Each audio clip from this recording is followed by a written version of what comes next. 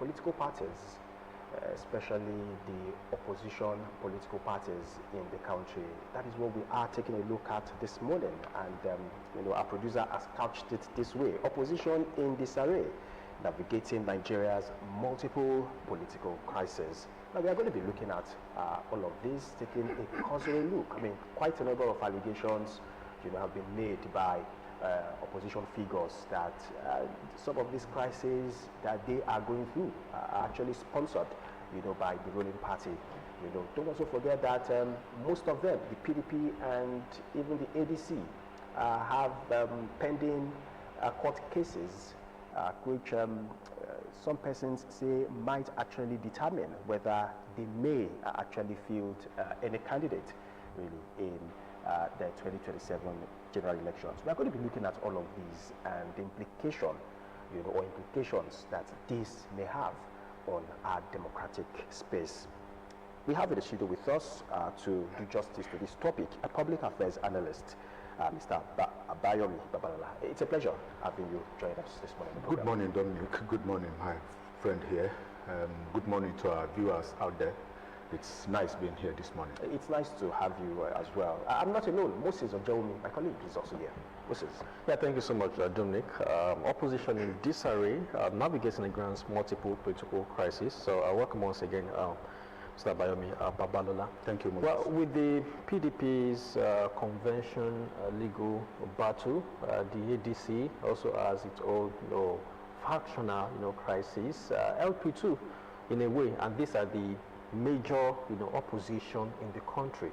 Well, some Nigerians have pointed fingers at the ruling party for weakening the opposition, while in some quarters, I mean, of course, we've had the president say something about this, that the ruling party has no hand in whatever issues that are happening in the opposition. So where do we go from here? Well, in the first instance, I wouldn't want to agree with opposition that it is the ruling party that is giving them problem. My opinion, anyway, in the sense that when you look at these opposition parties, you see many of them that even without anybody telling you, you see them being so disorganized, in disarray on their own part. Take for instance where you have a party where you, in Ogun State, for instance, the ADC has two factions. Even if it is the ruling party that is sponsoring one of the factions, why can't they sit down amongst themselves and say, okay, the ultimate objective of any political party is to get into power. If we continue to play the role of opposition, we have not achieved the ultimate goal, which is to get to power. Let's sit down amongst ourselves and make sure we oust this ruling party and we become the ruling party. Many of these people that are talking today, that they are in opposition today, many of them were in ruling party some years back. So it's not new. And the ruling party today was once the opposition party. So they all know what they are doing. But for me, I think the opposition will have to sit down amongst themselves and think, what do we do? How do we settle our home before getting out there? The ADC, for instance, at the national level, if truly the constitution of ADC has given a time frame for which you have to be a member of that party before you can hold a national office, are you saying it is the ruling party that wrote that constitution for them? That is their own constitution, not the Constitution of Federal Republic of Nigeria, which we might say, oh, it is the National Assembly members that tinkered with it. It is their own political party constitution, which they wrote on their own. So if they are now going against their own constitution, how do you blame the ruling party for that? Then the arrangements through which the new administration took over, ordinarily if we are not talking about politics, there is no way you take over the leadership of a party or leadership of a group, not even a political party now, just a group like associations and the likes, and you just bring some people that are not members of that association before them. They just came in, and in 2 or 3 days time you are saying they are now forming the bulk of the executive council, where you have your members that have been in that party before they arrived. So all these things, you have to look at it and say that, are these people really ready? Take for instance Labour Party. Labour Party has never been one and the same since even prior to the 2023 election. It has always been from one problem to another, from one court case to another, in fighting, until recently that the Supreme Court ruled that Nenadi Usman is to be recognized as the chairman of the party. We were having two party chairmen. We had the Aburi faction, we had the Lamidi faction, and the Aburi. And later, Lamidi was ousted out, Nenadi came in, and all these things. So even if the ruling party has a hand in it, we are humans, for goodness sake, and we are adults. I don't expect people of that age, people of that exposure, people of such caliber to still be pushed around like babies. In fact, we are talking about babies. You say it that in this Gen Z world, this Gen Z generation, you can't even push them around like that. So for me, it's little of the ruling party, more of the opposition party themselves. Go back in. Now let's speak to some of the issues that you have actually raised, and then, I mean, rightly so. I mean, you talked about the fact that the manner of the takeover, as a matter of fact, I mean, you cannot just come and then within 2-3 days you take over the party. Now, some of the people who are actually challenging that same takeover, according to reports, were actually seated and also agreed to step down from the office, you know, for these people to come take over. So how come do you now do a U-turn to go and challenge that same takeover that you also approved of, you know, in court? Another issue is the issue of the constitution that you raised, that the ADC had a constitution. I mean, because yes, truly they had it. It's no longer, you know, in their laws. They have actually tinkered with it. I mean, they have changed it, you know, to suit the current arrangement, that you don't have to stay for 2 years or thereabout before you hold, you know, any political office. And then you talked about the fact that, you know, the politicians themselves should be able to, you know, reason and say, oh, let us work together to, you know, for a better Nigeria. Some persons will tell you that sometimes humongous amount of money, you know, is involved in causing this separation. You know, so when a particular faction is giving humongous amount of money that that person has never seen before and might not even see, you know, if he continues to play the opposition, you know, throughout his lifetime, sometimes they will bend, they will shift their values and their principles. Dominic, let me take it one after the other. The first one was that some of these people that have gone to court now were seated when the decision was made that, okay, let's vacate the office for this new... They agreed to step down. They were not just seated. We were not there. Dominic, we were not there. No, but for me... But if you did not agree to a particular arrangement, you will not be seated there. Did you hear the interview Gombe had some 2 days ago, that they never agreed? He was part of that meeting, but they never agreed. It's your word against ours now. And it is very easy for him to come out and say they never agreed. Did he come to the media? Did he come to the media or raise any alarm as at that time that there is a planned hijack? He never said anything. Probably they were not thinking it's going to be a boom like this. They were not thinking that ADC will come to become a big party overnight, because 6 months ago or 9 months ago we were not thinking, if you are talking about opposition party in Nigeria, you won't even mention ADC. But since David Mark and Aregbesola and co landed in that party, the fortunes of that party have changed. Now, where I'll rest that particular one is that when you are cooking and you have put in every ingredient needed, if you have not put salt that you are supposed to put, by the time you are eating that food, you know that something is missing. It means that the ADC hierarchy that agreed with David Mark and Aregbesola and co did not cross their T's and they did not dot their I's. Because if they had done that, every wings would have been clipped. But obviously, we can see that there are lacunas here and there. And these are things that the ordinary citizen on the streets will listen to and will say, why have you done that? So it is for them to now go back and talk to these people. Like some weeks back, Kwakwanso was said to have initiated a meeting with Gombe. But Gombe refused to see him. He refused to show up. These are things that ought to have been done before now, before coming public.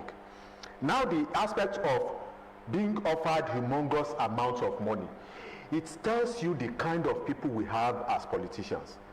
Just this morning I was discussing with some people and we were saying that it is for the interest of the people. That is what they will always come out and tell you. Oh, we are doing this for the interest of people. We have reached a compromise with a sworn enemy. Few weeks back, they will be telling themselves that our paths can never cross. But in matter of days, they will sit down together, they will shake hands, and you see them laughing. Meanwhile, their supporters out there are fighting dirty.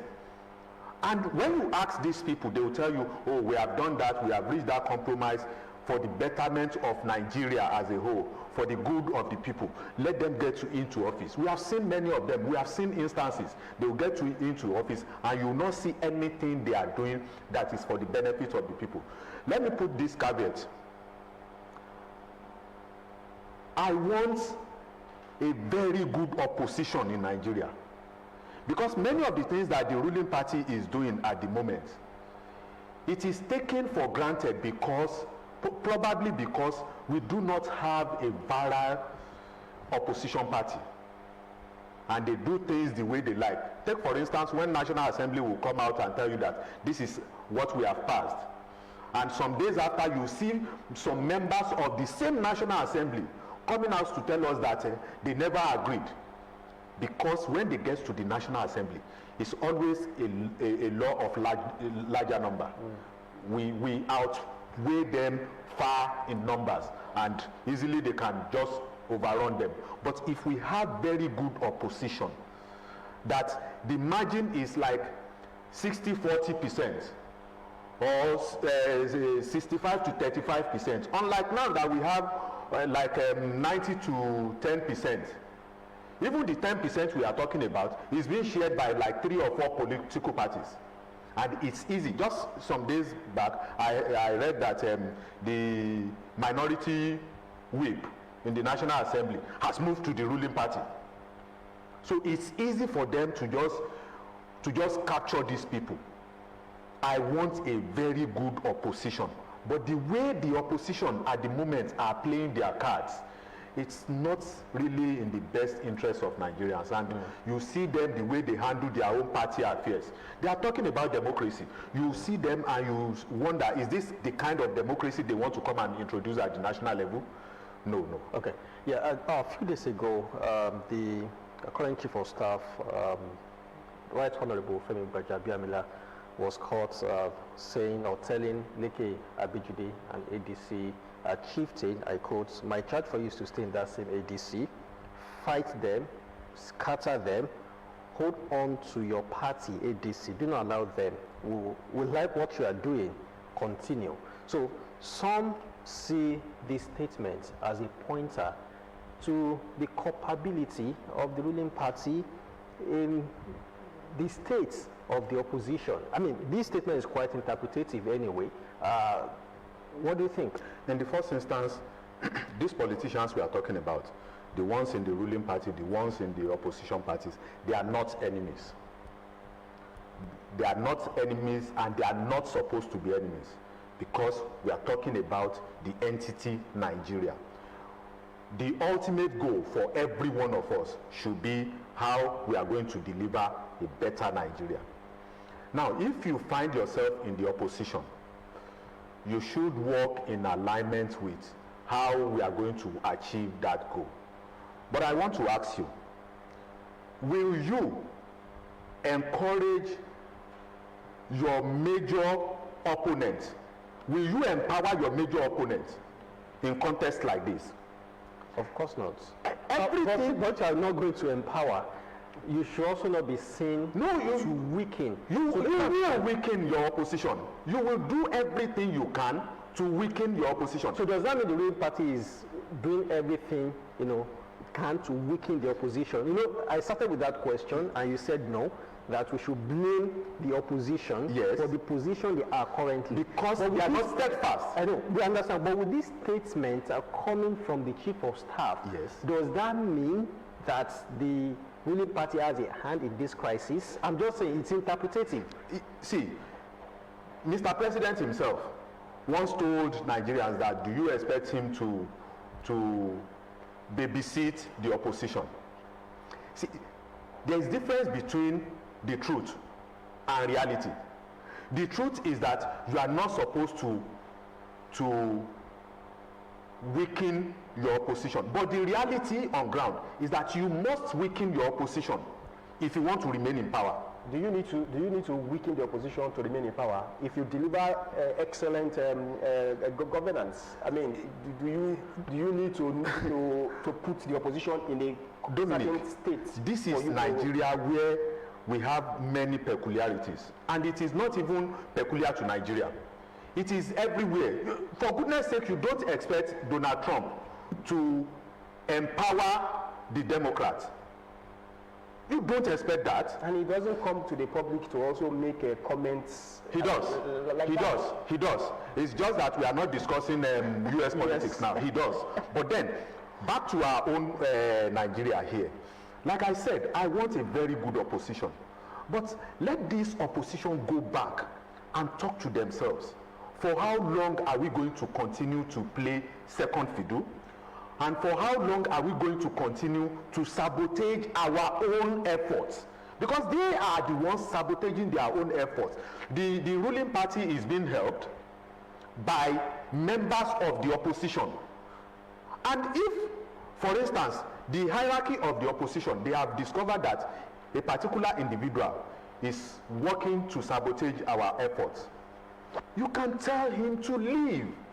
There was a time PDP was the ruling party in this country, and we know how the opposition were decimated. So if another party is doing it now, it's not new. I'm not saying it should be the ideal thing, but the reality on ground is that I cannot be involved in a boxing bout now, and I noticed that my opponent's sneakers is slippery. And I'll now tell my opponent, hold on, let me borrow you my sneaker that is not slippery. I'll work towards how that sneaker, I'll capitalize on it. But now, how can ADC wriggle their way out of these issues when someone like Babalola is not ready for talks? Like you said that Kwankwanso tried to pacify or hold a meeting and he didn't show up. So how can that be solved? It can never be ready for talks. When the opposition figures within the opposition parties are not even ready for talks. It's unfortunate that we are few months away from the election, like 8 months or so to election. So for me, I think it's late for ADC in particular to get themselves right. If ADC wins this election, so be it. God wants it that way. But with what we see on ground, because the INEC timetable, the window is running out for them. And they have to sort themselves out quickly. See, with the court cases we are having here and there, if eventually the Supreme Court now rules in favor of Balagombe, it means that David Mark and Aregbesola and co will either have to dance to the tune of Gombe or will have to leave that party. And when they are leaving that party, where do they go? Wike is holding sway in PDP. So they have seen PDP as a no-go area. And any other party they will move to, what about the INEC window for them?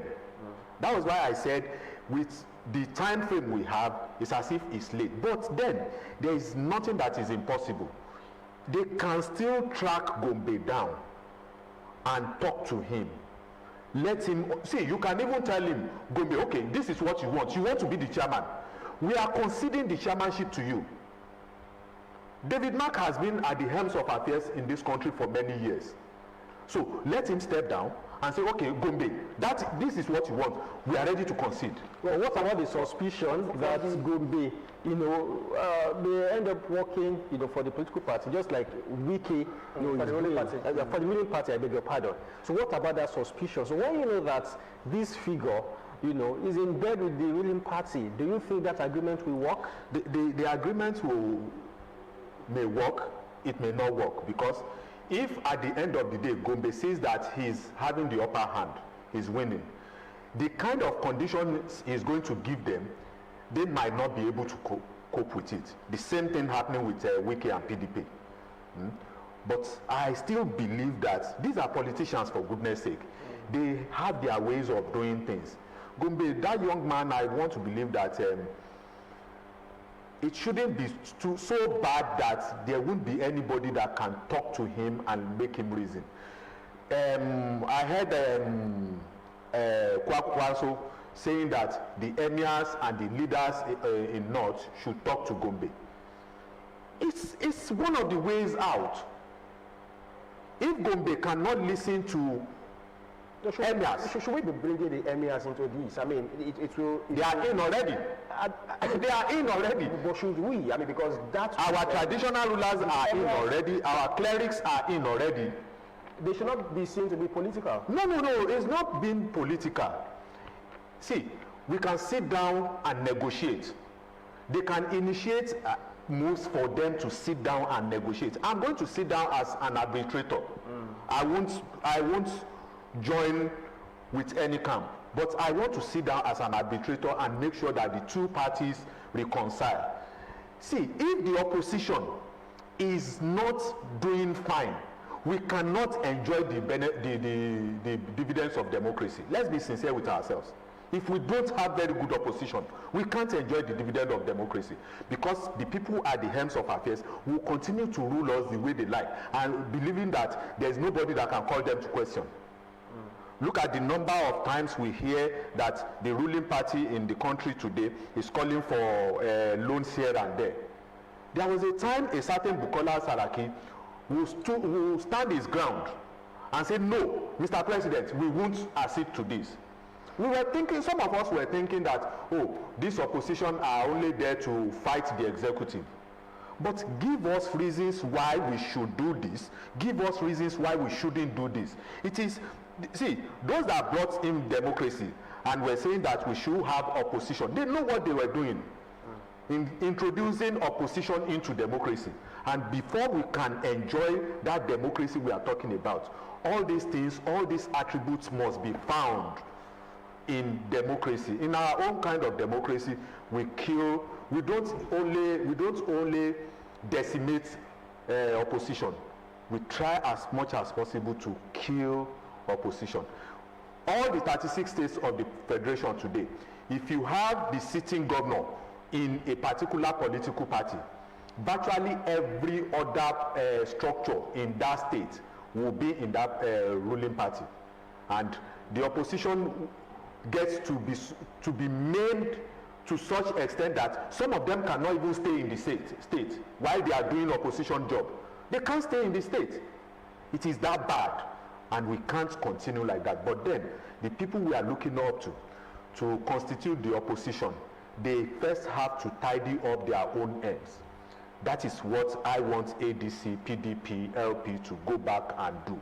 Give us options, give us alternatives. Bola Ahmed Tinubu is not the only intelligent Nigeria we have. Prince Dapo Abiodun is not the only intelligent citizen we have in Ogun State. APC is not the only political party we have in Nigeria. But where are the other options? That is what we are asking for. Now, if it's just mere coincidence that all of these political parties that are strong enough to, you know, really give the APC, the All Progressives Congress ruling party, you know, sleepless night, if it's just mere coincidence that they are, you know, all in crisis today, you know, what of the attacks that we have seen some of their gatherings? I mean, we've seen, you know, against some of their gatherings, particularly the ADC, and then attacks on some of the party chieftains. You know, we heard that of Edo State, you know, and then where some of the political leaders, you know, in the state, you know, were attacked by hoodlums. Till today, the security agencies have not been able to, you know, provide answers to, you know, to that question. And then in one or two other places too, we also had attacks on ADC gathering. Is that also a coincidence? It's not a coincidence. That was why I said earlier that in practically all the 36 states, including the FCT, opposition party rarely comes up, because the ruling party will make sure that they decimate and kill opposition. It's happening everywhere. Even states where PDP is at the helm of affairs. We have seen cases where Party A in power will use a particular venue for their party activity, and after some days, Party B will tell them that, oh, we need permission to use that same venue, and the state government will say, no, that venue you want to use is going for renovation. The renovation that was not thought about weeks or months ago, and you see things like that. It's happening everywhere. And see, like I said earlier, many of the people in opposition today, they used to be in the ruling party, and they did almost the same thing. But like I said, and I'll give you an instance, I want to repeat that this opposition should go back home and settle themselves. Take for instance, in ADC today, already the Atiku Abubakar camp has started throwing missiles. The Peter Obi camp has started throwing missiles. Former governor of Rivers State, Rotimi Amechi, his camp has started throwing tantrums. It means that these people, even within themselves, they are not ready to compromise, okay, for the sake of our party to get to that Aso Rock.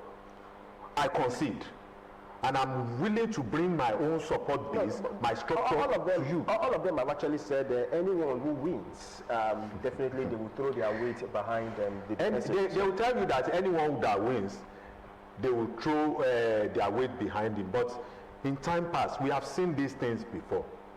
Rotimi Amechi once told Nigerians that he was in support of the candidature of Bola Ahmed Tinubu after the primaries they had, and some weeks after, we saw what happened. Yeah, but there is no record of him working against President Bola Ahmed Tinubu in the 2023 elections. Well, let's wait and see. Now, let us also look at another allegation, you know, from the, I mean, it's something some Nigerians actually are saying, and then even the opposition leaders are also saying that the federal government, the ruling party is actually using some of the institutions, you know, critical to, you know, election and the rest of them. They are using them against they are using these institutions against the opposition and the rest of them, like INEC, the courts and the police, the judiciary, the police, and the rest of them. I mean, do you share that sentiment as an observer too? You know, have you noticed anything of such? Yes, I have noticed that several times, and these are things that we talk about, and you shiver if you think that, can we really get to that El Dorado we are talking about?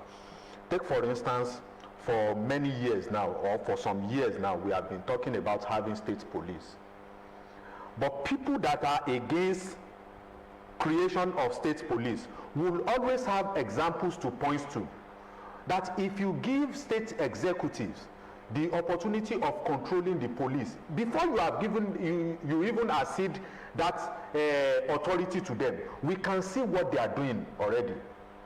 It's as if the executive now have the judiciary arm, a supposedly stand-alone arm of the government. It's as if the ruling party now has it as one of its departments.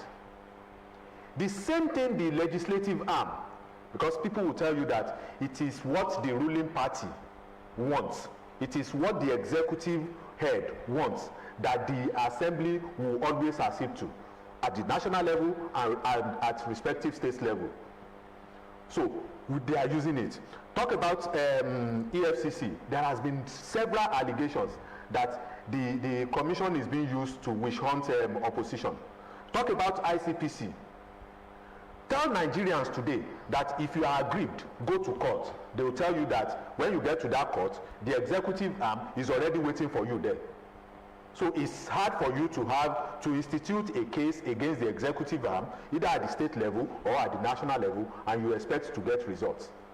So these are things that we are seeing every day and we are complaining about. But it's very, very unfortunate that those who are the victims today, they have not shown any iota of remorse to convince Nigerians that if they get back to office, they won't do worse.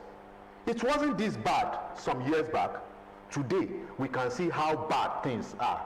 And we have not seen any sign that people who are craving to get to this office today, we have not seen any sign that they will do better. Okay. Now, is the trend of mass defections to APC a sign of dying multi-party democracy? Because I think the ruling party now has about 31 governors, states. 31 states basically. On Ogtv, the People's Daily. Thank you so much for staying tuned.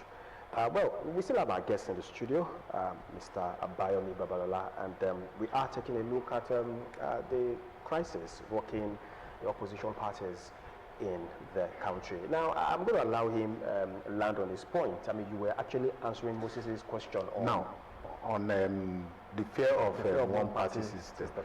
You see, I really don't want to nurse that fear, but with what we have on ground, it's as if we tend towards that. But you see, if this alignment or movement into the ruling party had been initiated as a result of good performance, I would have been at peace with it. Tell me, what are the things that we see on ground that will make people to say that, oh, I want to join this train? Is it at the national level or at the state level? There is a state in this country today which I am very, very familiar with. The governor is seeking re-election come August. He's not in the ruling party at the national level. And the opposition in the state, which happens to be the ruling party at the national level, they are saying they want to take over. On what basis?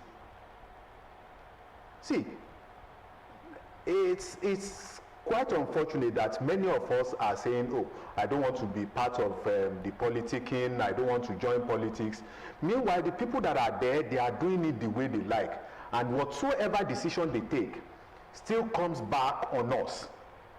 Those of us that we feel we are too intelligent, or we are too holy, we are too smart to be found in political terrain. We are seeing all these things. I want to sit down and listen to Party A, Party B, Party C, and convince me why I have to support your party. based on past records, based on what you are doing at the moment. Even if your party is not at the national level, there is no party out of the ruling parties, I mean the major parties we have today, except ADC. All other parties, both the ruling and the opposition parties, the major ones, they have at least one state they are controlling. At least Labour is controlling Abia State. So let's now sit down that the states where you control, where your party is in charge, PDP controls Oyo State, for goodness sake. Accord is in Osun State. Now let's sit down and talk. What have you achieved with the resources you have? What have you done that will make us to be convinced that when you get to the national level, you will do better? Because many of these people that are saying when we get to the national level, we will do better, we have given them little stake, and they messed it up. So until you are able to convince us, that is when I'll be at peace with this alignment and realignment. So the fear of one party has always been with us for many years. But immediately after the election, when the winners are being congratulated and the losers are going to court, it will be to your tents, O Israel. Okay, well, our time is fast spent, but what is the catch really? Now that the ruling party has about 31 states, what do you think is the attraction? The attraction, like I said, is not performance. The attraction has always been, and is not peculiar to this administration, the attraction has always been, what can I get from the central? What can I get from the ruling party? You hear the humongous amount of money being released to these people, being released to, in fact, we are talking about opposition parties being influenced. With what? With funds. Every state gets a part of the allocation. Does that mean that because I'm in the ruling party, I get more? Do you think it's defined? So if I'm in the ruling party, I don't think that's possible. It's defined. The Constitution has given an amount of money out of the total fund we have. An amount, a percentage will go to each state. What about the remaining? What about the enablement, the support that they get from the federal, from the national level? Okay, we want to embark on social projects and we need security. If the man at the national level refuses to support that idea with necessary logistics, you are not likely going to achieve it. But we have states like Abia State, belongs to LP. Yes. Anambra State is ABGA. Yes. And at least they are doing fairly well. So you said they are doing fairly well compared to what they are supposed to do. Compared to what they are supposed to do, compared to the resources they are getting, all these people, all of them, they have skeletons in their cupboard. But they've never come out to say, oh, we are not getting what we should get. They are getting what they should get, but are they getting the kind of support they are supposed? Let me give you this instance again. Here in Ogun State, we have somebody that is rolling out projects everywhere, which his colleagues at the National Assembly do not have access to. They are supposed to be apart. They are supposed to enjoy the same patronage. But you ask yourself, why is this particular individual having such an advantage? In fact, he has the leverage of going to other constituencies that are not his own constituencies. Maybe I could give you an example. I could recall when there was this explosion in Ibadan, maybe 1 or 2 years ago, Bodija area of yes. But never say I didn't know that the federal government, I gave the state government about 50 billion naira. An intervention. Moses, not an allocation this time. And Oyo is PDP. Moses, don't let us go into that, because that 50 billion allocation, intervention fund, we heard stories about it. Was everything released? The ones that were released, the percentage that was released, at what conditions? These are some of the things we are talking about. But the kind of romance, patronage that Lagos State is getting, you can't beat your chest that Osun State will get such patronage. These are things that we can see that are real. But another reason that I think easily comes to mind is the fact that most of these state governors are pursuing second term. So sometimes, you know, they have actually ported to the ruling party just to secure, you know, their second term ambition. Because if at the national level they are interested in a particular state, we have seen instances that the party at the national level will put in everything to win that state. And you don't want to be isolated. None of these governors want to become an orphan. They need that support. So that is one of the reasons why many of them are porting to the ruling party. It's not because the ruling party has done anything so spectacular. Quickly before we go, I mean, this also cuts across, you know, all the parties. And I mean, some persons have actually said that, you know, that is when the real crisis will actually emanate from the opposition parties, and that's the primary. Now we have the consensus and the direct primary. I mean, those are the only two options that INEC actually recognizes. No, that's the Electoral Act. Sorry, the Electoral Act, you know, recognizes. What do you make of it? Consensus. Many candidates actually emerging from consensus already. Well, it is, if a party has done consensus and the other party feels that they have done the wrong thing, let them come out to tell Nigerians that that party has done the wrong thing. That is not democracy. We are the party that will really practice democracy. Come and prove it to us. Many of the parties that are blaming the APC for consensus these days, go and look at the kind of democracy they are playing in their own party, and you will see that there is no democracy in any of these parties that are complaining. See, I put it this way, they are same of the shame. All of them, they are same of the shame. We must thank you so much for your time with us this morning, Mr. Babalola, as we actually took a look at the state of the opposition parties and navigating Nigeria's multiple political crises. We thank you so much for your time. I mean, it's really 1 hour of robust conversation. Thank you so much. We appreciate it. Well, that's the size of the program. Moses, we've got to go.